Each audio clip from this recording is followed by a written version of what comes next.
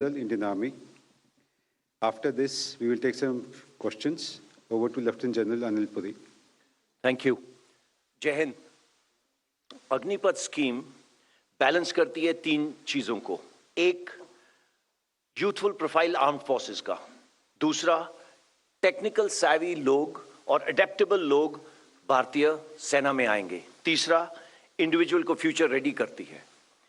कोई भी डेमोक्रेसी जहां पे एक बहुत बड़ा ट्रांसफॉर्मेटिव रिफॉर्म आता है, वहां अलग अलग किस्म के ख्याल आते हैं, उस अलग अलग किस्म के मुद्दे उठते हैं और उसके ऊपर डिस्कशंस होती हैं। आप सोच रहे होंगे कि संडे को कॉन्फ्रेंस के बाद आज ये मीटिंग क्यों? आप लोगों की वजह से, सिर्फ आपकी वजह से हमने जो ये चल रही थी नेगेटिविज्म, आप एक क्रेडिबल इंफॉर्मेशन और मिस इंफॉर्मेशन को आपने दूर किया है। बहुत बहुत शुक्रिया इसके लिए। Thank you very much for it. ये देश की रक्षा का सवाल है, हमारे लिए सर्वप्रिय है। खबर मिली है कि आज के नौजवान अलग अलग जगह के अंदर देखे गए हैं कि उन्होंने फिजिकल एक्टिविटी शुरू कर दी है।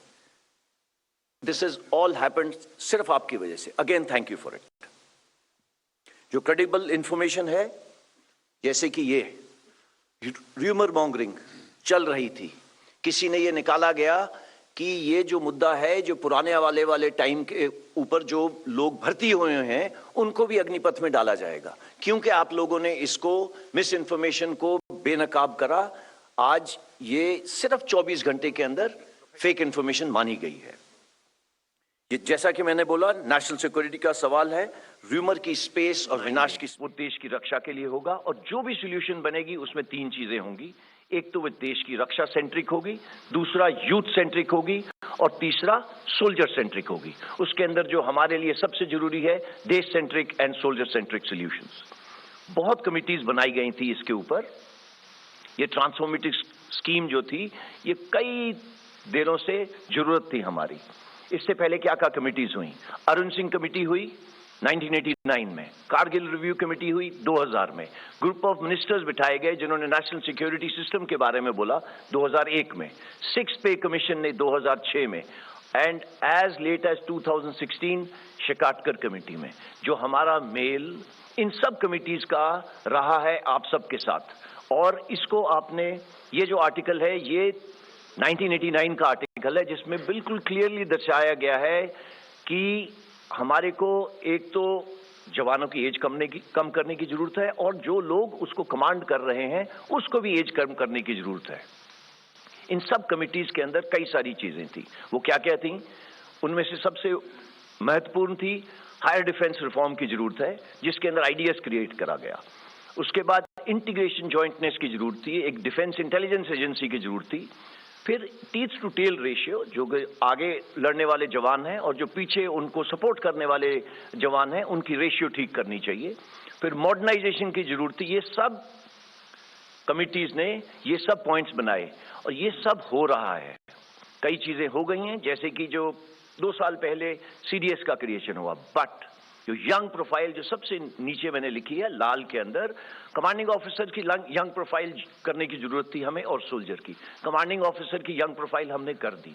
कैसे करी? मल्टीपल एंट्रीज के द्वारा, चाहे उसे शॉर्ट सर्विस बोलिए, लेडीज वुमेन एंट्री स्कीम बोलिए, इन सबको मद्देनजर रखते हुए हमने अपने यंग कमांडिंग ऑफिसर की उम्र, जब मैं भर्ती हुआ था और आज 5 साल का फर्क हो गया है। जो काम हमारा रह गया था वो था कि यूथफुल प्रोफाइल हमारे जवान के लिए, जैसे कि मैंने पहले बताया, जैसे पहले वाला आर्टिकल था बड़ा क्लियरली लिखता है कि 30 साल है आज हमारे जवान की उम्र 1989 में, आज वो 2 साल और बूढ़ा हो गया है, 32 इयर्स। हम चाहते थे कि ये हमारी जो एज है ये 26 साल हो जाए। बिफोर कोई भी काम करने से पहले तो हम अपने इंटरनल मंथन करते हैं, बट फिर बाहर के देशों को भी स्टडी करा जाता है। बट बाहर के देश स्टडी करने से पहले ये देखा गया कि सारी इंफॉर्मेशन अपफ्रंट नहीं मिलती है, कुछ नेट पे है, कुछ छुपाई जाती है। यही है तरीका, दस्तूर फौजियों का। जो आपके सामने दर्शाए गए हैं 3 देश, यूएसए, यूके, फ्रांस। मैं आपको चाहूंगा पहली चीज देखिए कि इनकी आयु क्या है इनटेक की। उसके बाद इंगेजमेंट पीरियड क्या है। इंगेजमेंट आप देखेंगे तीन किस्म के, यूएसए का देखते हैं, वो कहता है 8 साल का एंगेजमेंट है, 4 साल एक्टिव, 4 साल रिजर्व। फिर उसका ट्रेनिंग पीरियड क्या है, ट्रेनिंग के ऊपर, आयु के ऊपर, एंगेजमेंट पीरियड के ऊपर, इन सब के ऊपर मुद्दे उठे हैं।